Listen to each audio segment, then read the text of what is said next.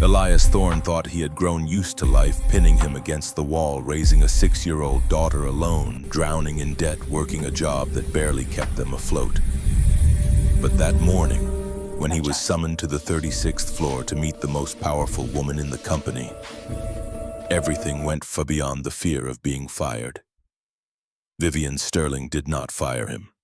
She looked him straight in the eye and made an offer that would crack his life wide open. She needed him to pretend to be her husband for 1 year.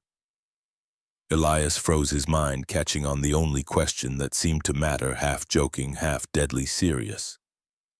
"So, we're sharing a bed." And that was when the real trouble began. The Monday night that changed everything started like all the others. Elias hunched over his laptop in the dim glow of the nearly empty office at 8:45, typing another forgettable tagline for a product no one would remember by morning. The screen blurred as exhaustion pressed against the back of his eyes. 3 years of this. 3 years since Sarah died and left him with a 6-year-old, a mountain of medical bills, and a life held together with duct tape and desperation. His phone buzzed on the corner of his desk. The screen read Marlo Finch. He swiped it open and heard the tired voice of the daycare teacher on the other end, telling him Briar had a fever of 101 and needed to be picked up early the next morning if it did not break by then. He promised he would be there. He always was. Elias hung up and rubbed his eyes with the heels of his palms. The kind of exhaustion that came from juggling too many things at once and dropping most of them. He saved the document, shut down his computer, and grabbed his jacket from the back of his chair.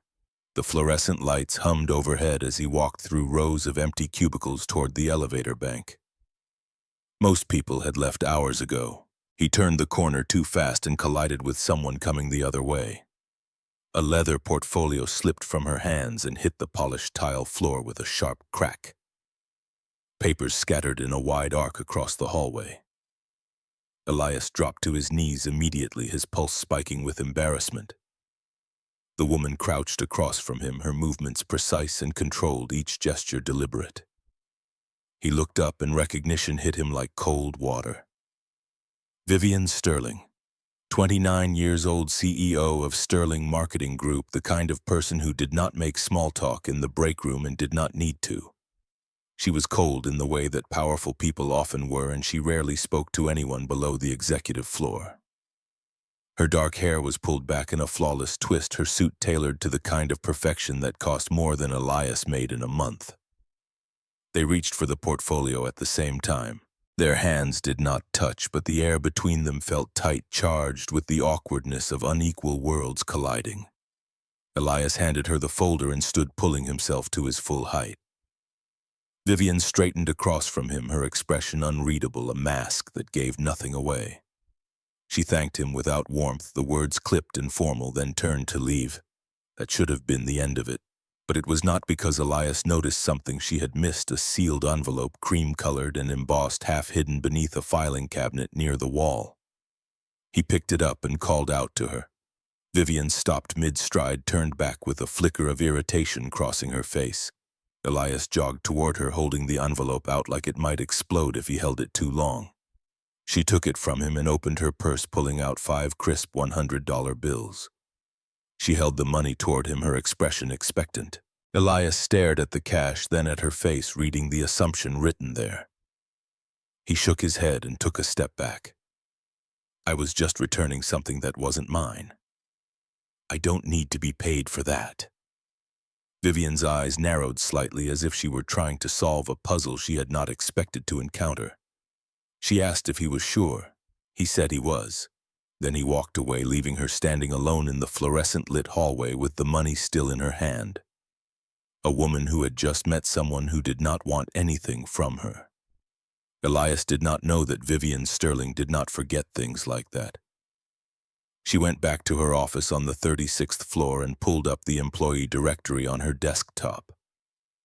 The search took less than a minute. Elias Thorne, 34 years old, copywriter, lower tier. Single father. Financial history strained to the breaking point. $127,000 in medical debt from his late wife's illness, 2 months behind on rent. No college degree, trade school, and a handful of community college courses. Daughter named Briar, 6 years old, enrolled in subsidized daycare. No corporate alliances, no connections to her brother Donovan.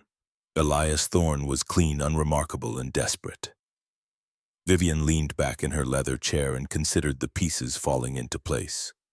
Donovan had been circling her position for years, quietly dismantling everything she tried to build, waiting for her to fail, so he could step in and claim what he believed was rightfully his.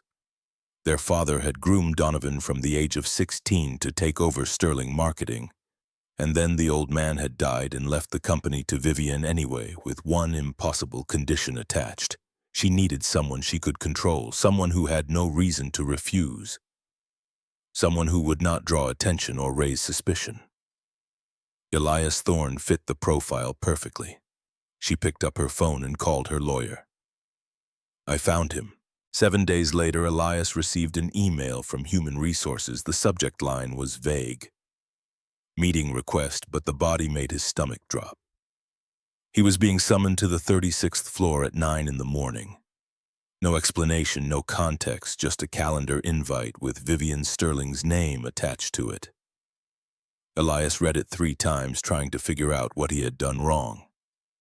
His mind raced through every interaction he had had with anyone remotely connected to the executive team, searching for the mistake that had finally caught up with him. That night, he sat in Briar's room and watched her sleep. She was small for her age, her breathing seared and steady beneath the dinosaur print comforter. The nightlight on her dresser cast shadows across the walls. He thought about the life he was giving her, the cramped apartment, the second-hand clothes, the constant fear that one bad month would put them on the street.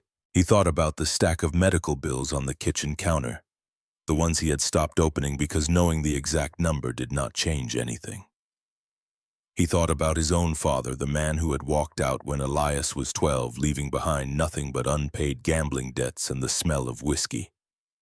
Elias had sworn he would never become that. But sitting here in the dark, watching his daughter sleep, he wondered how much longer he could keep that promise. Briar stirred and opened her eyes halfway, blinking up at him. "Daddy, you're coming back tomorrow, right? You won't disappear." Her voice was small and worried, the fear of a child who had already lost one parent and could not bear to lose another. Elias leaned down and kissed her forehead, his throat tight. "I always come back, sweetheart. Always. I promise." She asked him to cross his heart. He did, tracing an X over his chest with his finger. "Cross my heart and hope to always come back." She smiled and closed her eyes, slipping back into sleep. Elias sat there for another 10 minutes, then got up and went to the closet to iron the only suit he owned that still fit. The fabric was thin at the elbows, the cuffs frayed, but it would have to do. The next morning at 8:55, Elias stepped off the elevator onto the 36th floor. The space was all glass and steel, sharp edges and cold light, the kind of environment designed to remind you that you did not belong. A receptionist directed him to a conference room at the end of the hall. He walked in and found Vivian sitting at the head of a long table, her posture perfect, her gaze steady. She gestured to the chair across from her. He sat down and folded his hands on the table, trying to look calm even though his pulse was hammering in his ears. Vivian did not waste time. She told him she had reviewed his employment record and found him competent, reliable, and unremarkable. Then she said something that made his stomach drop through the floor. She needed him to do something for her, something that had nothing to do with his job. Elias waited, his mind racing through possibilities, none of them good. Vivian leaned forward slightly and explained about her father's will. The company had been left to her, but there was a clause buried in the legal language. The person in control of Sterling Marketing Solutions had to be married. If Vivian did not marry before her 30th birthday, control of the company would transfer to Donovan. Elias asked when her birthday was. Vivian's answer was cold and precise. 11 months from now. She needed a husband, not a real one. A contract, 12 months. No emotion, no complications, just a performance convincing enough to satisfy the terms of the will and keep Donovan from taking everything she had built. Elias asked why him, though part of him already knew the answer. Vivian slid a folder across the table. She had done her research, $127,000 in medical debt from his wife's illness. 2 months behind on rent, Briar's daycare fees eating up what little remained of his paycheck. Vivian could fix all of that. She could erase his debt, double his salary, provide health insurance, and set up an education fund for his daughter. All he had to do was play the role. Elias asked what playing the role meant. Vivian's voice remained steady, clinical. It meant moving into her penthouse, attending family dinners, posing for photographs, convincing Donovan and the board that they were a real couple. Elias felt the question rise in his throat before he could stop it, the one that had been sitting there since the moment she started talking. "So, we're sharing a bed." Vivian's expression did not change. Only when necessary. Only when someone who matters needs to be convinced. The air in the room felt too thin, like the oxygen had been sucked out through the ventilation system. Elias told her he needed 24 hours to think about it. Vivian said that was fine. She stood, handed him the folder with the terms written out in legal language he barely understood, and walked him to the door. Her heels clicked against the polished floor. She did not look back. That night, Elias sat in Briar's room again and watched her sleep. The nightlight cast the same shadows. The dinosaur comforter rose and fell with her breathing. He thought about the choice in front of him. He thought about what kind of father let his kid grow up poor when he had a chance to fix it. He thought about his own father, the man who had sold everything for a shot at easy money and lost it all. Elias had spent his whole life swearing he would never be that man. But sitting here now, he wondered if there was a difference between selling yourself for gambling debts and selling yourself for your daughter's future. The line felt thinner than it should have. At 3 in the morning, he picked up his phone and typed out a message. "I'll do it. But Briar stays out of this. No publicity, no involvement. She doesn't know." He hit send and set the phone down on the nightstand. It buzzed 2 minutes later. Vivian's reply was short. "Agreed." Elias closed his eyes and exhaled slowly. "I just sold myself. Smart or desperate? Probably both." 3 days later, Elias sat in a lawyer's office downtown and signed a contract that would change everything. The lawyer was a man in his 50s with reading glasses perched on the end of his nose, his voice a monotone drone as he walked through the terms. The money would transfer in stages. The timeline was non-negotiable. The rules were explicit: no emotional attachment, no physical relationship unless required for appearances, automatic termination after 12 months. Elias's hand shook slightly as he signed his name at the bottom of the final page. Vivian signed next to him, her signature a sharp, confident slash of ink. She shook his hand when it was done. It felt like sealing a business deal, which he supposed it was. The lawyer stamped the document and noted the effective date aloud. November 15th. Termination date November 14th of the following year. Month 0 of 12 begins now. Elias moved into the penthouse on a Friday afternoon. The space was cold and immaculate, the kind of place that looked like it had been staged for a magazine shoot. Floor-to-ceiling windows overlooked the city. The furniture was sleek and modern, all clean lines and neutral tones. Nothing about it felt lived in. Vivian showed him to a guest room at the far end of the hall. She told him the rules again, as if he might have forgotten them in the 3 days since he signed the contract. No crossing boundaries, no personal questions, no expectations beyond what was written in the agreement. Elias set his duffel bag down on the bed and looked around the room. It was bigger than his entire apartment. He felt like an intruder. The next morning, he woke to the sound of Vivian in the kitchen. He walked out to find her standing in front of an expensive espresso machine. Her expression somewhere between frustration and resignation. The machine sat silent and uncooperative. She muttered something under her breath about it being the 3rd time this month. Elias asked if he could take a look. Vivian glanced at him surprised, then gestured toward the machine. Be my guest. Elias spent 2 minutes examining the pressure gauge, the water flow, the grind settings. The pressure valve was stuck and the grind was too fine for this particular model. He found a basic toolkit in a drawer near the sink and went to work adjusting the valve, cleaning the internal components, resetting the calibration. 15 minutes later, he told her to try it. Vivian pressed the button. A perfect stream of espresso poured into the cup. She looked at him with something that might have been respect. Where did you learn that? 3 years of fixing everything myself. Couldn't afford repairmen. When you don't have a choice, you learn how to fix it or live without it. The words came out matter of fact, not bitter. Just the truth. Vivian thanked him, and for the first time since they had met, her voice carried a note of genuine appreciation. Elias shrugged and put the tools away. It was nothing. But he knew it was not nothing. It was the first time she had seen him as something other than a transaction. Later that afternoon, Elias went down to the basement to return the toolkit he had borrowed from building maintenance. He found a man in his late 50s working on the boiler. His hands dark with grease, his focus intense. The man looked up as Elias approached. You the new guy on 36? Elias hesitated. Not exactly, just staying there. The man straightened and wiped his hands on a rag. Name's Jasper. Most people call me Jazz. He gestured toward the toolbox in Elias's hands. You know how to use those, taught myself. Had to. Jazz nodded, his expression approving. Not bad for self-taught. Heard you fixed Sterling's espresso machine. Building manager mentioned it. Elias was surprised the news had traveled that fast. Jazz grinned. Information moves fast in a building like this. If you ever want to learn more heating systems, plumbing, electrical, find me down here. Spent 30 years fixing everything from ship engines to skyscrapers. Always happy to pass knowledge on. Elias thanked him, meaning it. Jazz's expression turned serious for a moment. And if you ever need to talk man to man, no judgment, doors open.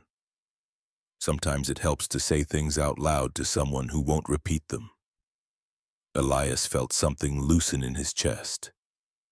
It had been a long time since anyone had offered him that kind of solidarity. Jazz was the kind of man who understood what it meant to work with your hands to build something from nothing, to fix what was broken because no one else would do it for you. Elias told him he appreciated it. Jazz clapped him on the shoulder and went back to the boiler. Elias climbed the stairs back to the 36th floor, feeling like maybe he had found an ally in this strange new world. Sunday afternoon arrived with all the weight of an execution. Vivian told Elias they had a family dinner at the Sterling estate. Her tone was neutral, but he could see the tension in her shoulders. They drove out to Connecticut in silence, the landscape shifting from city to suburbs to old money estates hidden behind iron gates. The Sterling house was massive, all stone and ivy. The kind of place that had been built to remind people of their place in the world. Donovan Sterling was waiting inside, leaning against the bar in the great room with a glass of whiskey in his hand. He was 35, tall and confident, his smile sharp and practiced. He walked over when he saw them and extended his hand to Elias. The handshake was too tight, the kind of grip meant to test, to intimidate. This is a surprise, didn't know Vivian was seeing anyone. Vivian's voice was cool. We kept it quiet. Donovan's smile did not reach his eyes. How did you two meet at the office? Elias kept his answer short, trying not to give anything away. Donovan raised an eyebrow. And what do you do there? Vivian cut in before Elias could respond. Elias works in marketing. Donovan's gaze lingered on Elias, searching for the lie, the crack in the facade. Interesting. I always thought Vivian would end up with someone from our circle. Someone who understands the family business from the inside. Dinner was stiff and formal, every word chosen carefully, every gesture calculated. Elias sat beside Vivian, his hand resting on the back of her chair the way a husband would. At one point, Vivian placed her hand over his, a brief touch that looked natural but felt rehearsed. Donovan watched them from across the table, his expression thoughtful, assessing. One of the board members, an older man with silver hair and a voice like gravel, asked Elias where he had studied. The question landed like a stone in still water.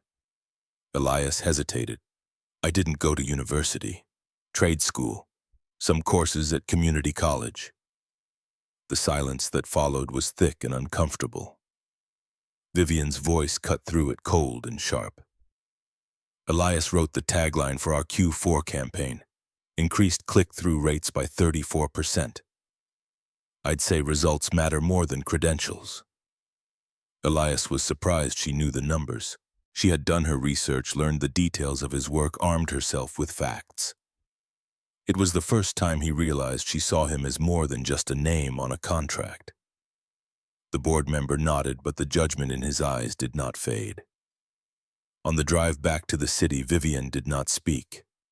When they got back to the penthouse, she poured herself a glass of wine and stood by the window looking out at the lights below. Elias asked if she thought they had pulled it off. Vivian did not turn around. Donovan doesn't believe us. Her voice was tired, the kind of tired that came from fighting too long and not knowing why you were still standing. Elias asked how she knew. Because Donovan never believes anything I do is real. She turned to face him, and for the first time since he had met her, he saw past the armor. Donovan's always been the favorite. Father groomed him to take over from the time he was 16. I was an afterthought. And then Father died and left the company to me anyway. With one impossible condition attached. Donovan's never forgiven me for it. Elias said he was sorry. Vivian looked at him like she did not know what to do with the apology. She finished her wine and said goodnight. Elias stayed in the living room for another hour, thinking about the woman who had bought his loyalty and wondering if she had ever had anyone in her life who had given it to her for free. That night, lying in the guest room bed, Elias stared at the ceiling and thought about the 12 months ahead of him. He thought about Briar asleep in their old apartment with a babysitter he had hired for the weekend. He thought about Vivian standing alone by the window, her silhouette sharp against the city lights. He thought about Donovan's calculating gaze and the way the board members had looked at him like he was an intruder in their world. He closed his eyes and tried to sleep. It did not come easily. The first 2 weeks in the penthouse felt like living in a museum where Elias was both the exhibit and the security guard. Vivian left for the office before he woke up and returned after he had already eaten dinner alone at the kitchen island. They exchanged maybe 10 sentences a day, most of them logistical. That was the extent of their marriage. Elias spent his evenings on the couch flipping through television channels he did not care about, waiting for the clock to tell him it was acceptable to go to bed. On weekends, he went back to his old apartment to see Briar. Those were the only hours that felt real. Briar would run to him the moment he walked through the door, her small arms wrapping around his legs, her voice bright with relief. "Daddy, you smell different, like fancy soap in big buildings." Elias would scoop her up and hold her close, breathing in the scent of her shampoo, feeling the weight of her trust settle over him like a blanket. She asked if he was living somewhere else. He told her it was just for work, just for a little while. She made him promise he was not disappearing like Mommy had. He knelt down and looked her in the eye, his voice steady even though his heart was breaking. "Never, sweetheart. I will never disappear. Daddy's here, always." She asked him to cross his heart. He did, tracing the X over his chest again, the same gesture he had made a dozen times before. It never got easier. 3 weeks after he moved in, Vivian told him they had another family dinner. This one was different. It was at a restaurant downtown, the kind of place where the waiters wore white gloves and the menu did not list prices. Donovan would be there along with 2 other board members. Vivian said they needed to be convincing. Elias felt the weight of that word settle in his stomach. Convincing meant performing. Convincing meant crossing lines they had agreed not to cross. They arrived 15 minutes early. Vivian wore a black dress that looked expensive and unforgiving. Elias wore the same suit he had worn to sign the contract. Vivian told him to relax. He said he was relaxed. She said he looked like he was about to be interrogated. He said that was because he was. Donovan arrived exactly on time, flanked by two older men in tailored suits. He greeted Vivian with a kiss on the cheek that looked affectionate but felt like a threat. Then he turned to Elias and extended his hand. The performance had begun. Donovan asked how married life was treating them. Vivian said it was an adjustment. One of the board members, the man with silver hair and the voice like gravel, asked Elias what he did at the company. Elias said he was a copywriter. The man asked if that was how he and Vivian had met. Elias said yes. Vivian reached across the table and placed her hand over his. We kept it quiet, didn't want office gossip. Donovan watched the whole exchange without saying a word. When the appetizers arrived, he finally spoke again. I always thought Vivian would end up with someone from our circle, someone who understands the family business. Vivian's response was sharp and controlled. Elias understands more than you give him credit for, Donovan. Sometimes outsiders see things insiders miss. Donovan leaned back in his chair, his smile thin. Perhaps, but the company isn't kind to people who don't belong. The threat hung in the air between them, unspoken but clear. Elias felt the weight of it pressing down on his chest. This was what the next 12 months would look like. Constant scrutiny, constant judgment, constant waiting for the moment when the performance slipped and everything fell apart. By the time they left the restaurant, Elias's jaw hurt from clenching it. Vivian did not speak on the drive home. When they got back to the penthouse, she poured herself a glass of wine and stood by the window again. The same spot she always chose when she needed to think. Elias asked if she thought they had pulled it off. Vivian did not turn around. Donovan doesn't believe us. She turned to face him, and the exhaustion in her eyes was deeper than before. Not just physically tired. Tired in the way people get when they have been fighting too long and are not sure why they are still standing. Elias did not know what to say, so he said nothing. Vivian finished her wine and said good night. Elias stayed in the living room thinking about the woman who had everything except the one thing she needed most. Someone who believed in her without conditions. 4 weeks into the arrangement, Donovan Sterling sat in a bar on the Lower East Side, the kind of place where cash moved quietly and questions were not asked. The investigator across from him had an unremarkable face, the type that disappeared in a crowd by design. Donovan slid an envelope across the table, his fingers drumming once against the scarred wood. I need everything on Elias Thorne. Financial records, phone logs, who he talks to, where he goes. The investigator opened the envelope and counted the bills inside without expression. How deep do you want me to go? Donovan leaned back, his whiskey catching the low light. Deep enough to prove my sister's marriage is a fraud. I want the contract, I want the paper trail, I want proof she paid him off. The investigator nodded and pocketed the money. That'll take time. Donovan's smile was thin and cold. You have 3 months. Make it count. The weeks that followed settled into a rhythm that felt more like coexistence than marriage. Elias and Vivian moved through the penthouse like ghosts, occupying the same space, their paths crossing only when necessity demanded it. She worked late every night, the glow from her office visible under the door long after midnight. He sat in the living room with the television on, not watching, just filling the silence with noise. The only warmth in his life came from the weekends when he crossed the city to see Briar, scooping her up in the small apartment that still smelled like home, reading her dinosaur books until she fell asleep in his arms. Every Sunday night when he left, she made him promise again.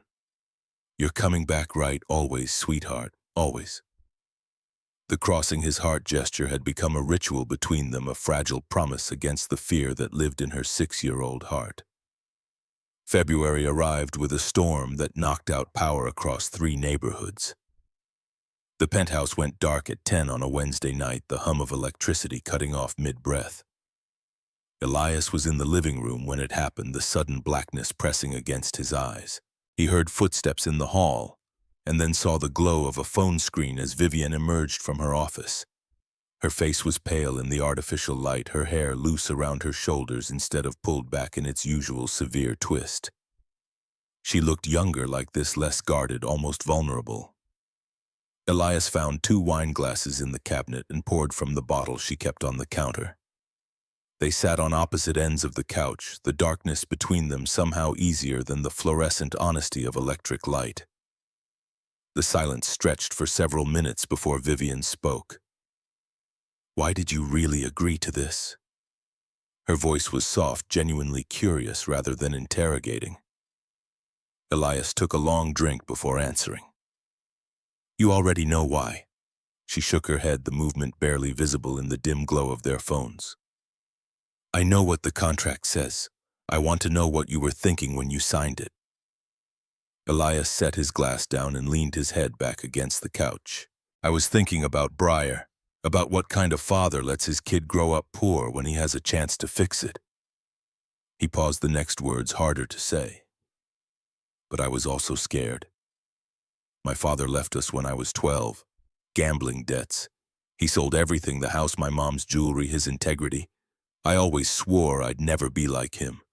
And here I am selling myself for money." Vivian was quiet for a long moment. "Do you regret it?" Elias did not answer right away. The question hung between them, heavier than he expected.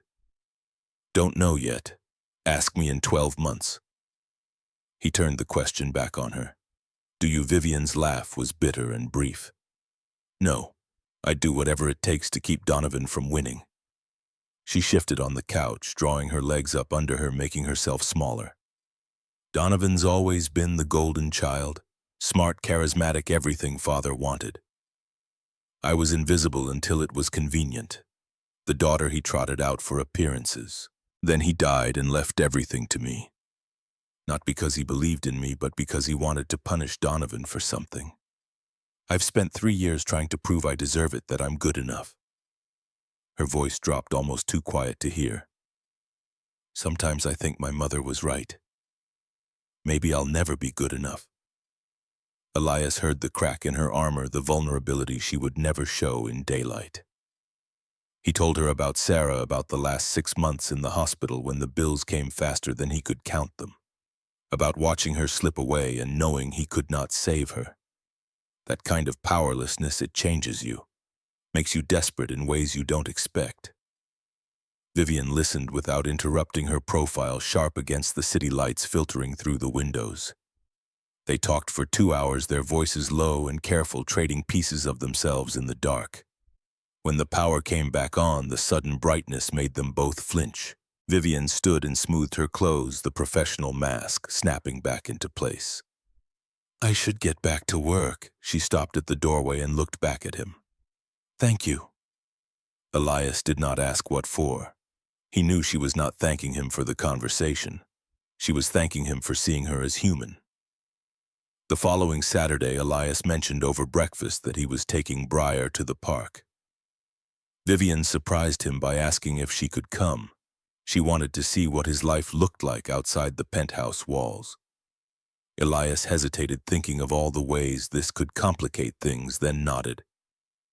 Riverside Park at 2.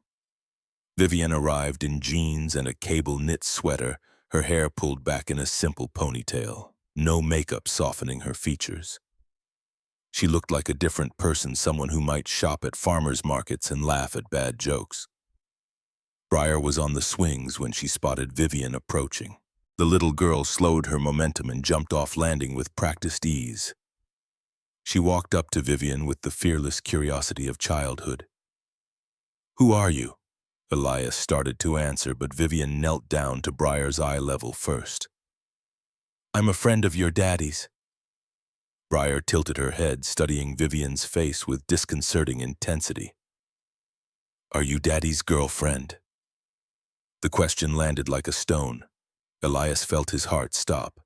Vivian's composure slipped for just a second, then she smiled. "I am." Briar's next question was immediate and merciless. "Are you gonna be my new mom?" Panic flashed in Vivian's eyes, her gaze darting to Elias for help.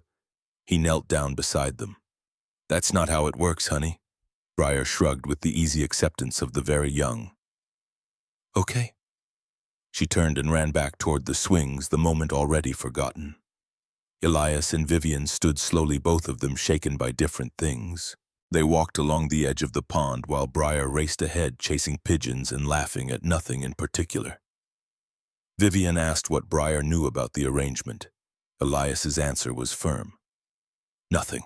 And it's staying that way. She's 6. She doesn't need to know her father's in a fake marriage. Vivian nodded. That's probably wise. She watched Briar for a long moment, something wistful crossing her face. She's lucky to have you. Elias felt his throat tighten. I'm the lucky one. A gust of wind caught Briar's kite and sent it spiraling into the branches of an oak tree. She called for help, her voice rising with frustration. Elias walked over and studied the situation, then started climbing. The bark was rough under his hands, the branches solid and familiar. He had done this 100 times before, fixing gutters and clearing debris from roofs when landlords refused to pay for proper maintenance. He reached the kite and untangled the string, then climbed back down and handed it to his daughter. Briar threw her arms around his legs. Thanks, Daddy. Vivian was watching when he turned around. You're not afraid of heights. Elias wiped his hands on his jeans. Fixed roofs for 3 years after Sarah got sick. Needed the extra money. Height's just height. Falling's the problem. They stayed at the park for another hour. Vivian sat on a bench and watched Briar play, her expression unreadable but her eyes tracking every movement the little girl made. Elias sat beside her, not speaking, just existing in the same space. When it was time to go, Vivian stood abruptly. I should head back. Thank you for letting me come.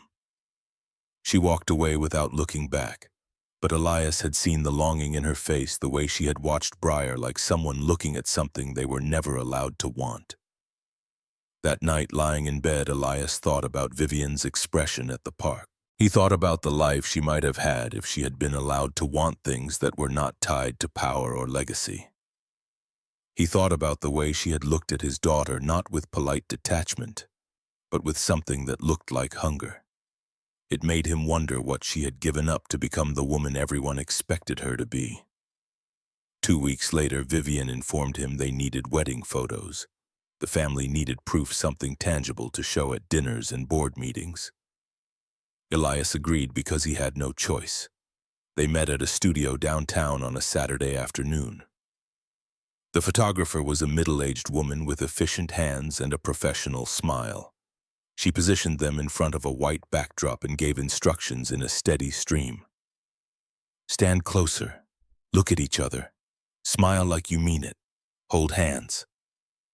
Vivian's hand was cold in his, her fingers stiff and reluctant. Rest your head on his shoulder. She did, and Elias caught the scent of her perfume, something floral and expensive. Put your arm around her waist. Elias hesitated. Vivian whispered without moving her lips. It's fine. He slid his arm around her waist and she leaned into him, her body fitting against his side in a way that should have felt awkward but somehow did not. The photographer told them to look at each other. They turned their heads, faces inches apart, and Elias saw past the mask for the second time. Fear lived in her eyes, the same fear he felt every time he thought about the months still stretching ahead. Vulnerability, raw and unguarded. The camera shutter clicked. Vivian stepped back immediately, the moment shattering like dropped glass. The professional mask slammed back into place. She thanked the photographer and walked out without waiting for him. In the car on the drive home, neither of them spoke. The silence was different this time, charged with something neither wanted to name. When they got back to the penthouse, Vivian went straight to her office and closed the door. Elias sat on the couch and stared at the ceiling, thinking about the way her body had felt against his, the way her eyes had looked when the mask slipped.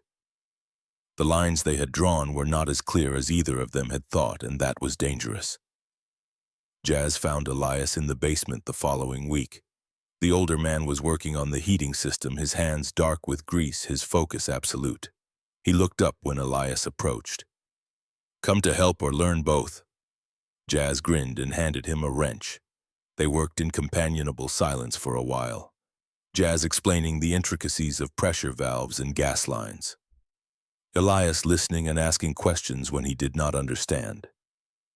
Jazz straightened after a particularly stubborn bolt finally gave way. Machines are like relationships. You treat them right, maintain them regular, they run smooth for decades. Ignore the warning signs, let problems build up, they blow up in your face when you least expect it. Elias laughed despite himself. Jazz's expression turned serious. You're in something complicated, aren't you? Heard talk around the building. Elias tensed. What kind of talk? Jazz shrugged. That you married the CEO suddenly? Nobody saw it coming. Elias did not know what to say. Jazz clapped him on the shoulder. Listen, I don't know what's going on, don't need to know. But I learned something in 30 years of work. Integrity is the only thing no one can take from you. Guard it, because once it's gone, you can't get it back. The words settled over Elias like a weight and a comfort at the same time. Jazz met his eyes. And if you need to talk man to man, no judgment, I'm here. Sometimes it helps to say things out loud to someone who won't repeat them. Elias nodded, throat tight. I appreciate that. Late February bled into early March. The investigator Donovan had hired was making progress piecing together the timeline of Elias's debt payments, tracking his movements, building a case brick by brick. Donovan received weekly updates in sealed envelopes delivered to his new office across town. Each report brought him closer to the proof he needed. He was patient. He had waited this long. He could wait a little longer. The call came on a Thursday afternoon. Elias's phone buzzed with an unknown number. He answered cautiously. Donovan's voice was smooth and controlled. Elias, we should talk. Just the two of us. Elias felt ice slide down his spine. About what Donovan's laugh was soft, about the situation you're in. I think I can help. They agreed to meet at a coffee shop on the Lower East Side the next day. Elias told Vivian about the call that night. She listened without expression, then disappeared into her office and returned with a small recording device. He'll try to buy you off or threaten you. Record everything, just in case. The coffee shop was crowded and loud, the perfect cover for a private conversation. Donovan was already seated in a corner booth when Elias arrived. He looked relaxed, confident, a man holding all the cards. Elias slid into the seat across from him and waited. Donovan stirred his coffee slowly. I appreciate you coming. I'll be direct. I know Vivian hired you. I know about your debt. I know about the contract. Elias's blood went cold. Donovan leaned forward. I don't blame you for taking the deal. You're a father. You did what you had to do. But I also know this isn't going to end well. Vivian's unstable. She's been under too much pressure for too long. When she falls, and she will fall, you're going to fall with her. Donovan's voice dropped lower, intimate and conspiratorial. I'm offering you a way out. Walk away now. I'll make sure the contract stays buried. No one will ever know. You keep whatever money she's already given you. Go back to your life, move on. All you have to do is disappear. It's the smart play, the safe play. He paused, letting the offer sink in. Think about Briar. She needs a father who's stable, not someone about to be caught up in scandal. Elias felt his hands curl into fists under the table. And if I don't, Donovan's smile faded. Then you'll regret it. I guarantee that. He stood and dropped cash on the table. You have 48 hours. Think carefully. Then he walked out, leaving Elias alone with the weight of the decision pressing down on his chest. Elias sat in the booth for a long time after Donovan left. He thought about the offer, about the easy escape it represented. He thought about Briar and the stable life Donovan had promised. He thought about going back to the cramped apartment and the endless bills and the fear that never quite went away. It would be so easy to walk away, to take the money and run, to let Vivian face Donovan alone. But then he thought about her standing by the window in the dark, exhausted and alone, fighting a battle she did not know how to win. He thought about the way she had looked at Briar in the park, like someone trying to remember what it felt like to want something simple. He thought about Jazz's words. Integrity is the only thing no one can take from you. If he ran now, he would be no better than his father, a man who sold out when things got hard. Elias pulled out his phone and called Vivienne. She answered on the second ring. He told her about the meeting, about Donovan's offer, about the 48-hour deadline. There was a long silence on the other end. "What did you say?" Elias took a breath. "I said no, because Donovan's wrong. This isn't going to end with us falling. It's going to end with us still standing." Vivian's voice cracked slightly. "Why? Why are you staying?" Elias looked out the coffee shop window at the people passing by, all of them living their own complicated lives. "Because for the first time in 3 years, I feel like I'm fighting for something that matters. Not just surviving. Fighting." Another silence, longer this time. Then Vivian spoke, her voice quieter than he had ever heard it. "Thank you." Elias shook his head even though she could not see it. "You don't need to thank me. I made my choice." That night, Elias could not sleep. He lay in bed thinking about what he had committed himself to, about the target he had just painted on his back. Donovan was not the kind of man who accepted no for an answer. The next move would come soon, and it would not be gentle. But lying there in the dark, Elias felt something he had not felt in a long time. Not peace exactly, but something close to purpose. He had made a choice based on who he wanted to be rather than what he was afraid of losing. That had to count for something. 2 days later, Vivian gave Elias access to her internal files. "If Donovan's going after us, we need to be ready." She showed him how to navigate the company's document management system, where to find email archives and calendar records. Elias spent hours going through the files, his eyes burning from screen fatigue. He was not looking for anything specific at first. Just trying to understand the landscape of the company, the power dynamics that Vivian navigated every day. But then he noticed something odd. Timestamps on Vivian's calendar events that did not match her actual access times. Email read receipts from accounts that were not hers. Elias had worked part-time IT support the year after Sarah died, taking night shifts to cover the mounting bills. He knew how to read audit trails, how to track who accessed what and when. He dug deeper, cross-referencing email logs with access records, building a timeline of unauthorized entry. The pattern was clear once he knew what to look for. Donovan's executive credentials had been used to monitor Vivian's emails, her calendar, her internal communications, months of systematic surveillance. Elias printed everything, building a stack of evidence that grew thicker with each passing hour. Email logs, access records, exact timestamps showing when Donovan had accessed information he had no authorization to view. He brought the stack to Vivian's office just after midnight. She was still working, her desk lamp casting shadows across her face. Elias set the papers down in front of her. "Donovan's been spying on you." Vivian looked up, confusion flickering across her features before she started reading. Her hands shook as she turned the pages, not with fear but with fury. "This is corporate espionage, breach of fiduciary duty." Elias nodded. "This is your ammunition. He can prove you have a contract marriage. You can prove he's been breaking corporate law for months." Vivian looked at him, something like wonder in her eyes. "How did you find this? I've had it teams looking at our security for months." Elias shrugged. "They were looking for external threats. I looked for internal ones. Sometimes the biggest dangers come from inside." The email arrived in Vivian's inbox 3 days later, copied to the entire board.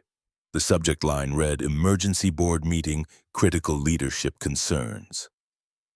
The body was brief and professional, Donovan's voice stripped of emotion. "Matters requiring immediate board attention regarding executive integrity and corporate governance." The meeting was scheduled for the following Thursday at 10 in the morning, floor 40. Vivian read it 3 times, her face carefully blank. Elias watched her from across the table. He found something, or thinks he did. Vivian's voice was steady, but her eyes betrayed her. "This is it." This is where Donovan makes his move. Elias did not hesitate. I'm coming. Vivian shook her head. You don't have to. His voice was firm. If Donovan's going to burn us both, I want to be in the room when it happens. We go down together or we don't go down at all. Vivian looked at him for a long moment, something shifting in her expression. Okay. The word was quiet, but it carried weight. They had 9 days to prepare. The night before the board meeting, Elias could not sleep. At 3 in the morning, he gave up and walked to the living room windows. Staring out at the city lights that never dimmed, he heard soft footsteps behind him and turned to see Vivian standing in the doorway. She was wearing an oversized sweatshirt and pajama pants, her hair loose, glasses perched on her nose. He had never seen her wear glasses before. She looked impossibly young and impossibly tired. Couldn't sleep. Her voice was rough with exhaustion. Elias shook his head. Me neither. She walked over and stood beside him at the window, both of them looking out at the sleeping city. The silence stretched between them, comfortable in its weight. Are you scared? The question came out before Elias could stop it. Vivian's laugh was hollow. Yes. Tomorrow Donovan's going to stand in front of the board and tell them I'm a fraud. I've spent my entire life trying to prove I'm good enough to my father, to the board, to myself. And maybe my mother was right all along. Maybe I'm not enough. Maybe I never was. Elias heard the break in her voice, the core of doubt that had been eating at her for years. You're not a fraud. She turned to look at him, her eyes wet behind the glasses. It doesn't matter what's true. It matters what they believe. What are you going to do? Vivian's shoulders sagged. Tell the truth. Admit the contract. Remind them my father's will was archaic and controlling, that I've run this company better than Donovan ever could. Will it work? Probably not, but it's the only move I have left. Elias felt something shift inside him, a certainty settling into place. I'm not letting you do this alone. Vivian's mask fell away completely, leaving only the raw vulnerability underneath. Why are you still here, Elias? Why didn't you take Donovan's offer when you had the chance? Elias turned to face her fully, the city lights painting shadows across both their faces. Maybe because I'm tired of running. I spent 3 years watching Sarah die and feeling powerless to stop it. This is the first time in a long time that I actually feel like I can fight for something. For someone. Vivian's voice was barely a whisper. You're going to lose. Maybe, but at least I'll lose standing up, and that's worth more than safety. She smiled, then sad and genuine. You're either very brave or very stupid. My money's on stupid. They both laughed, the sound breaking the tension for just a moment. Then they stood together at the window, not speaking, just waiting for the dawn that would bring everything crashing down. Thursday morning arrived with the weight of an execution. Elias and Vivian rode the elevator to the 40th floor in silence, the numbers climbing on the display like a countdown to judgment. The doors opened onto a space designed to intimidate, glass walls offering nowhere to hide. Leather chairs that cost more than most people's cars, a conference table long enough to seat 20. 7 board members were already seated when they entered. Wallace Grayson sat at the head, his silver hair immaculate, his hawk eyes tracking their every movement. Donovan occupied a chair on the opposite side, his posture relaxed, his expression that of a man who had already won. Vivian and Elias took their seats together, facing the assembled board like defendants at trial. Grayson folded his hands on the polished wood. Thank you all for coming on short notice. We have concerns that need addressing regarding leadership stability. He turned his gaze to Donovan. The floor is yours. Donovan stood, slowly adjusting his cufflinks with practiced ease. I want to start by saying, I have nothing but respect for my sister. Vivian has worked hard, brought some innovative ideas to the table, but recently I became aware of information that suggests she hasn't been entirely forthcoming with this board about her personal life. He opened a leather portfolio and began laying out documents with the precision of a prosecutor building a case. The contract, 12 pages of legal language with signatures highlighted in yellow. Financial transfer records showing $127,000 wired to pay Elias's debts 2 days after the contract was signed. A timeline mapping the dates with damning clarity, surveillance photographs of Elias leaving his old apartment with packed bags moving into the penthouse building, employee records showing his position, salary, and the suspicious promotion that followed his marriage. Vivian hired Elias Thorne to play the role of her husband. Donovan's voice carried across the room with rehearsed authority. To satisfy the terms of our father's will so she could maintain control of Sterling Marketing. It's fraud, plain and simple, manipulation of the highest order. And it calls into question both her integrity and her fitness to lead this company. The silence that followed was absolute. Every eye in the room turned to Vivian. Elias felt the weight of their judgment pressing down like a physical force. Vivian stood, her movements deliberate and controlled, her hands folded calmly on the table in front of her. She met Donovan's eyes without flinching. My brother is correct. The gasps around the room were audible. I entered into a contractual marriage with Elias Thorne. I paid his debts. I asked him to pose as my husband for 1 year. All of that is true. That is... She paused, letting the admission settle. And I'm not apologizing for it.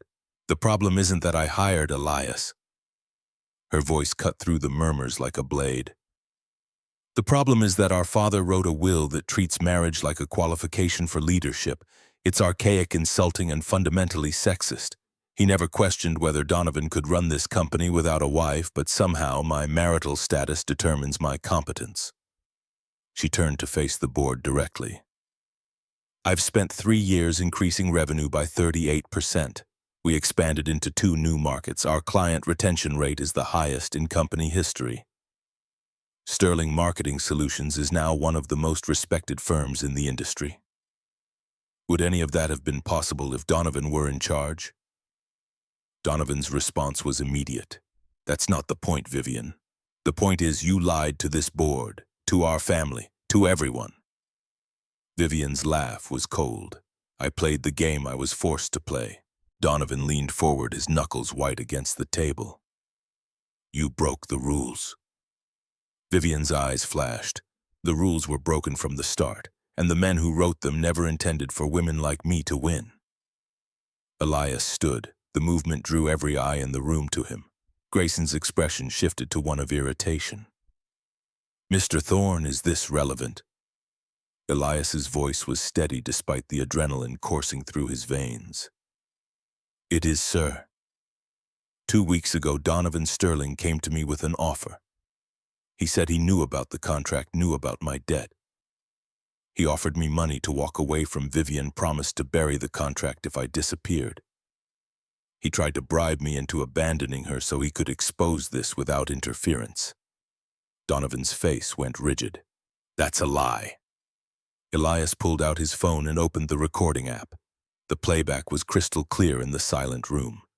Donovan's voice emerged from the speaker, smooth and conspiratorial. Walk away now. I'll make sure the contract stays buried.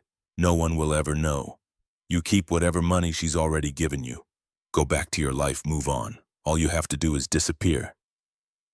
The recording continued for another 30 seconds. Donovan's words building a damning portrait of attempted witness tampering. Elias stopped the playback and looked at Grayson. He didn't care about integrity or honesty, sir. He cared about winning. Grayson's expression had turned to stone. Is this recording accurate, Donovan? The younger man's composure cracked. It's been taken out of context. Grayson's voice was flat. It sounds fairly clear to me. A board member on his left, a woman in her 50s with steel-gray hair, leaned forward. This is witness tampering at minimum, potentially obstruction.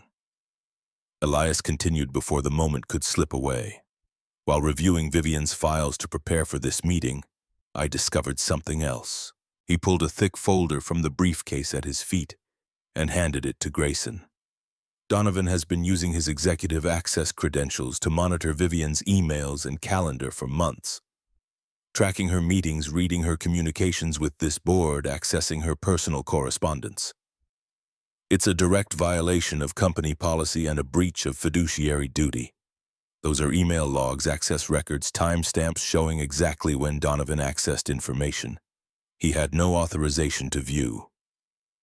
Grayson flipped through the pages, his expression darkening with each sheet. The woman beside him leaned over to read along, her face registering shock.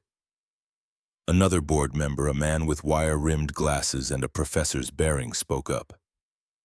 "This is corporate espionage. We could be facing legal liability if this becomes public." The board member next to him nodded grimly. "This is grounds for immediate removal from any executive position." Elias felt his heart pounding but kept his voice level. "I stayed because Vivian Sterling is the best person to run this company. Contract or no contract, marriage or no marriage, she's the one who's been doing the work. I've seen her at midnight going over quarterly reports. I've watched her fight for every client, every campaign, every inch of ground. She didn't manipulate anyone. She refused to let an outdated rule destroy what she built. If this board wants to punish someone, punish the system that forced her here. A system that says a woman needs a husband to deserve leadership, that's what should be illegal, not what Vivian did to survive it." The silence that followed felt different than before. Grayson set down the folder and removed his reading glasses, pinching the bridge of his nose. "The board needs time to deliberate. Everyone except board members, please leave the room." Vivian, Elias, and Donovan filed out into the corridor. The door clicked shut behind them with finality. Donovan turned on Elias, his face twisted with rage. "You just made a very big mistake." Elias met his gaze without wavering. "I don't think so." Donovan strode away down the hall, his phone already pressed to his ear, his voice low and furious. Vivian and Elias stood in the hallway without speaking. The minutes crawled by with agonizing slowness. Other employees passed on their way to meetings, glancing at them with curiosity but saying nothing. 38 minutes after the door closed, it opened again. Grayson stepped out, his face revealing nothing. "The board has reached a decision. Donovan Sterling is being removed from his position on the board, effective immediately for ethical violations and abuse of executive access privileges. Vivian will retain her position as CEO. However, the contractual marriage must be dissolved within 30 days. The board will also be reviewing the terms of the will with legal counsel to determine if the marriage clause can be challenged or removed entirely." Grayson looked at Vivian with something that might have been respect. "It's not a perfect outcome, Ms. Sterling, but it's the best we can do given the circumstances." He turned to Elias. "You're fortunate to have someone willing to stand up for you the way Mr. Thorne did." Then he went back inside and closed the door. Vivian turned to Elias, her eyes bright with unshed tears. "Thank you." Elias shook his head. "You don't need to thank me." Vivian's voice was fierce. "I do. You didn't have to stay. You didn't have to fight for me. But you did." Elias looked at her and saw the woman who had refused to apologize in that boardroom, who had stood her ground even when the floor was crumbling beneath her feet. "You would have done the same for me." They walked to the parking garage in silence, both of them processing what had just happened. At Vivian's car, she stopped and turned to face him. "The contract's over. You don't have to stay." Elias felt the words settle in his chest like stones. "I know." Vivian's voice was quiet. "Are you going to leave?" Elias looked down at his hands, at the calluses from years of manual labor, at the wedding ring he had worn for 3 months that meant nothing and everything at the same time. "I don't know yet. I need to figure out what my life looks like now that it's not dictated by a piece of paper." Vivian nodded, understanding in her eyes. "I get that." She got into her car and started the engine. Before closing the door, she looked up at him one last time. "Goodbye, Elias." He watched her drive away, the taillights disappearing down the ramp, and felt something heavy settle in his chest. They had won. Donovan was gone. The company was safe, but it did not feel like victory. It felt like watching something precious slip through his fingers before he had fully understood what he was holding. 2 weeks passed in a blur of lawyers and paperwork. The contract was officially dissolved, the terms of separation drawn up with the same clinical precision as the original agreement. Elias packed his belongings on a Tuesday afternoon while Vivian was at the office. She had said goodbye the night before, standing in the doorway of his room with her arms crossed, her expression carefully neutral. "I hope you find what you're looking for." Elias had echoed the words back to her, both of them knowing they were leaving things unsaid that might never get another chance to be spoken. The old apartment felt smaller than he remembered, the walls closer together, the ceiling lower. But it was familiar, and familiarity had its own kind of comfort. Elias picked up Briar from daycare that first afternoon back, scooping her into his arms outside the building. She wrapped her legs around his waist and buried her face in his neck. "Are we going home? Home, Daddy?" "Not the big house." "Yes, sweetheart. Home, home." Briar pulled back to look at his face. "I like the lady. Will we see her again?" The question hit harder than Elias expected. "I don't know, honey." Briar's expression turned serious, the way it always did when she was testing whether the world was safe. "But you're staying with me, right? You won't leave like Mommy did." Elias knelt down on the sidewalk, not caring about the people walking around them, and took her small face in his hands. "Never. I am never leaving you. Ever. Promise, I promise. Cross my heart." He traced the X over his chest, the gesture as familiar as breathing. Briar threw her arms around his neck and held on tight. That night, Elias made spaghetti the way Briar liked it, with too much Parmesan and not enough sauce. They ate at the small kitchen table, her feet swinging beneath her chair, her voice filling the space with stories about dinosaurs and her best friend at daycare. After dinner, they sat on the couch and read 3 books about velociraptors before bedtime. Everything was the same as it had been before the contract, before Vivian, before the penthouse. Except it was not the same at all, because Elias kept thinking about the woman who had stood by the window in the dark and told him her secrets. The woman who had looked at his daughter with longing in her eyes. The woman who had bought his time but somehow ended up with pieces of his heart he had not meant to give. 3 days after moving out, Elias's phone buzzed with a text from an unknown number, but he knew before he even opened it. The message was brief. "I want to meet, not as your boss, not as your ex-wife, just as myself. V." Elias stared at the screen for a long time, his thumb hovering over the keyboard. His heart was beating faster than it should have been. He typed back, when the response was immediate. "Tomorrow, 2 p.m. There's a coffee shop on Lexington and 64th. Elias's hands were shaking as he typed his reply. "I'll be there." The coffee shop was small and eclectic, the kind of place with mismatched furniture and indie music playing too loud. Vivian was already there when Elias arrived, seated at a table by the window. She was wearing jeans and a plain white shirt.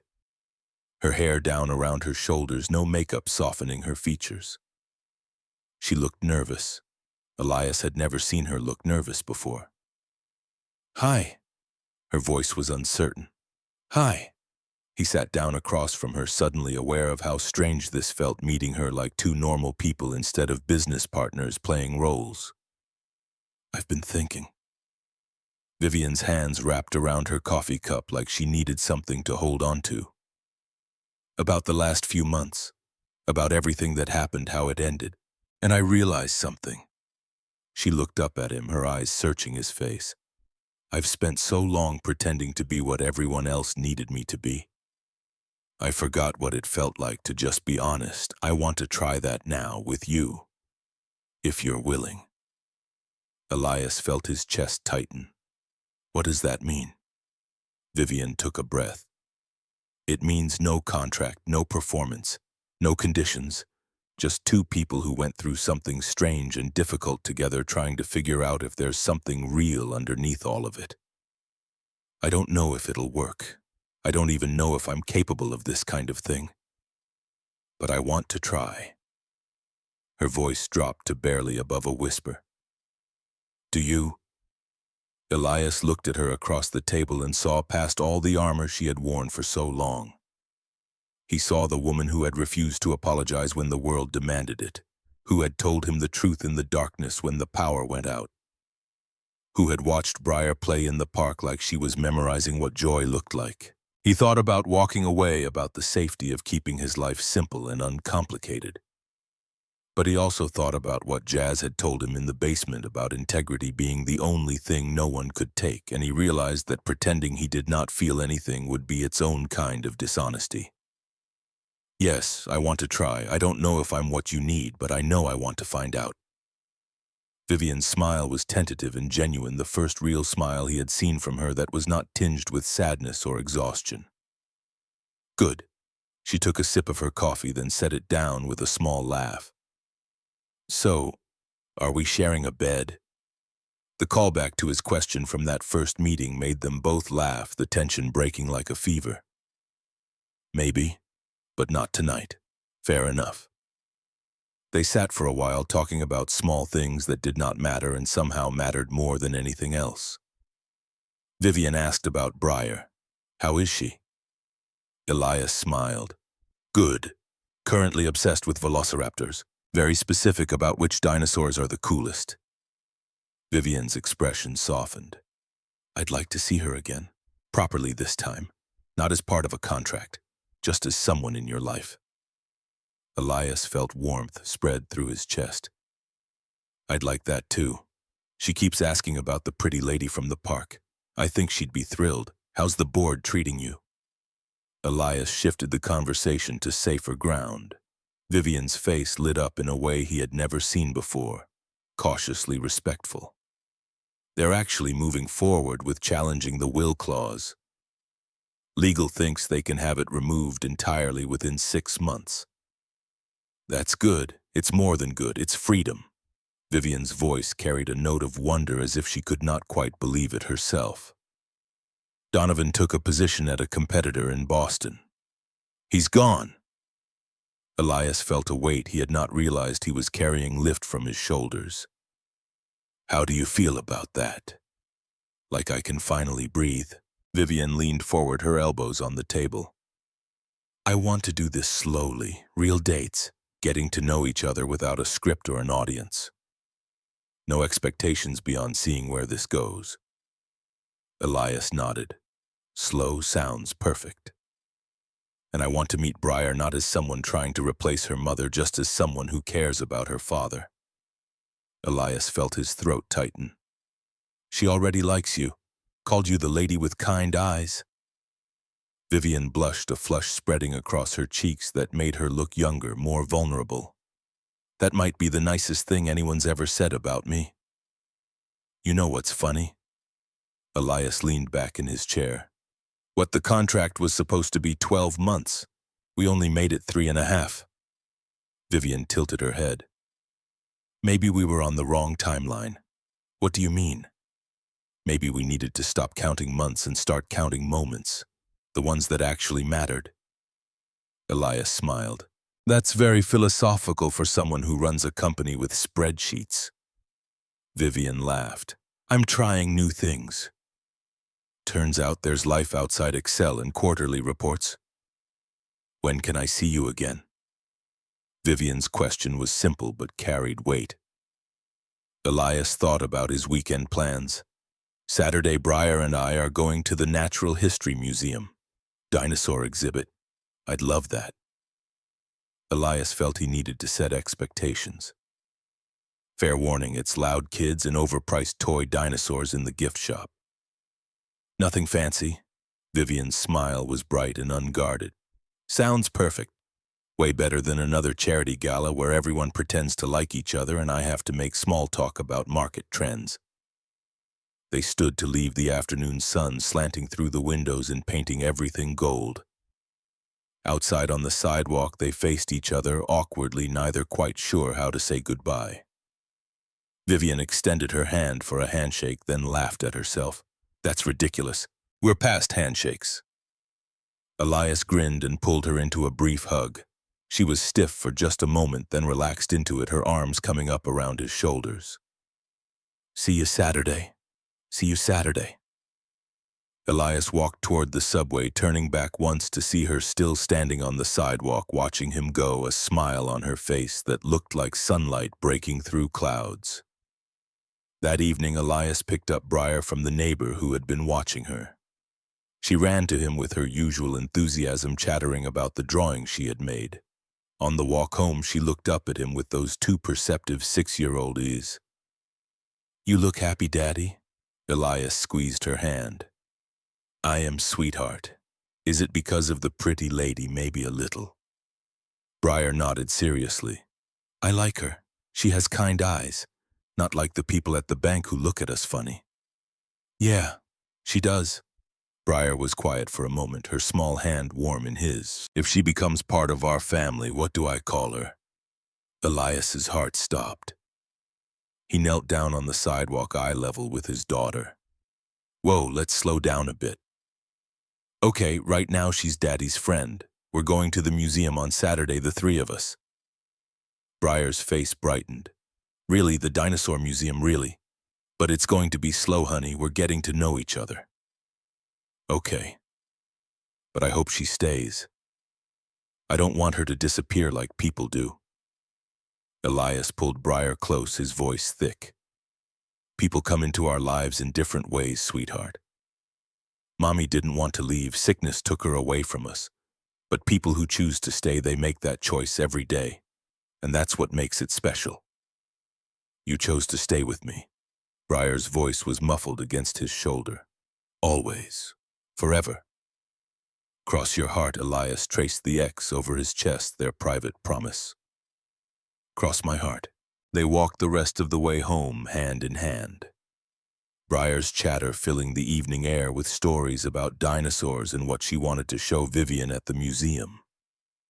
Elias listened and responded, but part of his mind was elsewhere, thinking about the woman who had started as a transaction and become something he could not quite name yet. That night, after Briar was asleep, Elias sat on the couch in the small living room. Dinosaur toys were scattered across the floor, evidence of the life he had built on his own. The apartment was not fancy. The furniture was secondhand. The walls needed paint. But it felt like home in a way the penthouse never had. He looked at the photo of Briar on the side table, her gap-toothed smile frozen in time. Then he looked at his phone, at the text thread with Vivian still open on the screen. His phone buzzed. Thank you for saying yes to the museum and to trying. Elias smiled and typed back. Thank you for asking, not as a boss or a contract. As yourself. That's the person I want to know. Another message arrived quickly. Briar asked what she'd call me if I become part of your family. That made me smile, and terrified me, and gave me hope. All at once, Elias's fingers moved across the screen. Welcome to Parenting Emotions. It's a package deal. Not a parent yet. Maybe someday. Maybe someday. One moment at a time. One moment at a time. I like that. Elias set the phone down and leaned back against the couch cushions. 12 months had been the wrong timeline for what they were trying to build. The contract had been a framework designed to keep them apart while appearing together, walls dressed up as connection. But maybe no contract at all was the right foundation. Because the best things, the things worth keeping, could not be written down and signed. They had to be lived day by day, choice by choice, moment by moment. He thought about integrity, about what it meant to stand up when standing up cost you something. He thought about Jazz's words in the basement about machines breaking down when you ignored the warning signs. He thought about Vivian standing in the darkness during the power outage, telling him her fears without armor or pretense. He thought about Briar asking if the pretty lady with kind eyes would stay. The answer to that question was not his to give alone. It belonged to both of them, built together from honesty and risk and the terrifying possibility that maybe they deserved something good. Saturday morning arrived bright and cold, perfect weather for the Natural History Museum. Elias and Briar met Vivian at the museum steps at 10. Briar spotted her first and pulled free of Elias's hand, running up the stairs with the fearless enthusiasm of childhood. "You came," Vivian knelt down and smiled. "I promised I would. Did you know that the Tyrannosaurus Rex had teeth as big as bananas?" Briar's eyes were wide with the importance of this information. "I did not know that. I did not know. You'll have to teach me all about dinosaurs today." Briar grabbed Vivian's hand and started pulling her toward the entrance. "Come on. The fossils are amazing." Elias followed behind, watching his daughter and the woman who was no longer his wife, but might become something more, walking hand in hand up the steps. Vivian looked back at him over her shoulder and smiled, and he saw in that moment a glimpse of what the future could look like. Not perfect, not guaranteed, but real, built on choice instead of obligation, on honesty instead of performance, on the kind of love that grew slowly like roots finding purchase in rocky soil, strong precisely because it had to work for every inch of ground. They spent 3 hours in the museum, Briar lecturing them both on the difference between carnivores and herbivores. Vivian asking questions with genuine curiosity, Elias watching the two of them together and feeling something shift and settle in his chest. In the gift shop afterward, Briar begged for a stuffed velociraptor. Vivian bought it for her before Elias could object. "It's my first gift to my friend. That okay?" Briar hugged the dinosaur to her chest. "Thank you. You're the best." Vivian's eyes glistened. "You're pretty great yourself, kiddo." They got lunch at a diner near the museum, squeezing into a booth with worn vinyl seats. Briar sat next to Vivian, showing her the proper way to dip French fries in ketchup. Elias watched them across the table and thought about how strange and wonderful it was that his life had led him here. 6 months ago, he had been drowning in debt and fear. 3 months ago, he had signed a contract that should have been simple and became complicated. Now he sat in a diner with his daughter and a woman who had started as his boss and become his friend and might become something more if they were both brave enough to let it. After lunch, they walked Vivian to the subway station. Briar hugged her goodbye, making Vivian promise to come back soon. "I will. I promise. Cross your heart." Vivian looked up at Elias, saw him nod slightly, then traced the X over her chest the way Briar had taught her. "Cross my heart," Briar beamed. "Okay." She ran ahead toward the park, leaving Elias and Vivian standing on the sidewalk. "Thank you for today." Vivian's voice was soft. "Thank you for coming, for trying." Vivian reached out and took his hand, their fingers intertwining naturally. "This is good. This feels right." Elias squeezed her hand. "Yeah, it does." She leaned up and kissed his cheek, quick and light, then turned and headed down the subway steps. Elias stood there for a moment, his hand still warm from hers, his cheek tingling where her lips had touched. Briar called from the park entrance. "Daddy, come, push me on the swings." That night, after Briar was asleep, Elias sat on the couch with his phone in his hand. He looked at the photo Vivian had sent Briar holding up her velociraptor in front of the T-Rex skeleton. Her smile gap-toothed and joyful. He saved it to his photos and typed a message. "She hasn't stopped talking about you.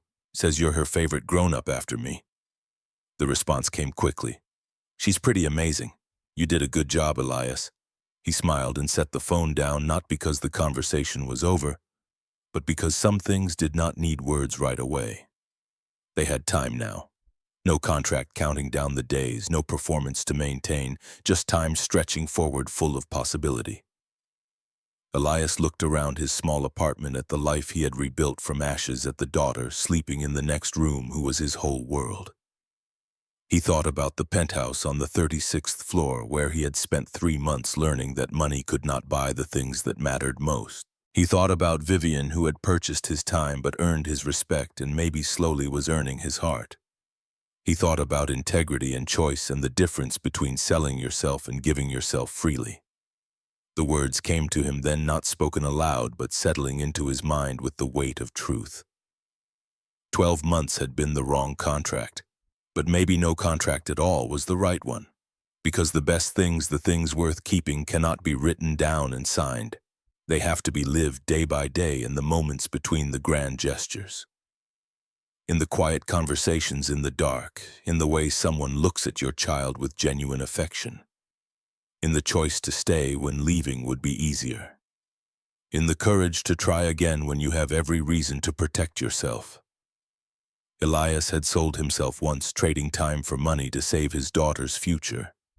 Now he was giving himself freely, risking his heart for the chance at something real. The difference between those two things was everything. It was the difference between existing and living, between surviving and thriving, between playing a role and being seen. He had spent so long afraid of becoming his father, afraid that desperation would turn him into someone he did not recognize. But sitting here now in this small apartment that smelled like home, he realized he had become exactly the kind of man he wanted to be. The kind who stood up when it mattered, who kept his promises, who chose love over safety even when the outcome was uncertain. His phone buzzed one more time. Vivian's message glowed in the darkness. "I'm scared this won't work, but I'm more scared of not trying." Elias's thumbs moved across the screen. "Me too. On both counts. Then we're brave together, one moment at a time." One moment at a time. Elias set the phone on the coffee table and closed his eyes, letting himself imagine the future not as a finished thing, but as something being built brick by brick, choice by choice, between two people who had started with a lie and found their way to something true.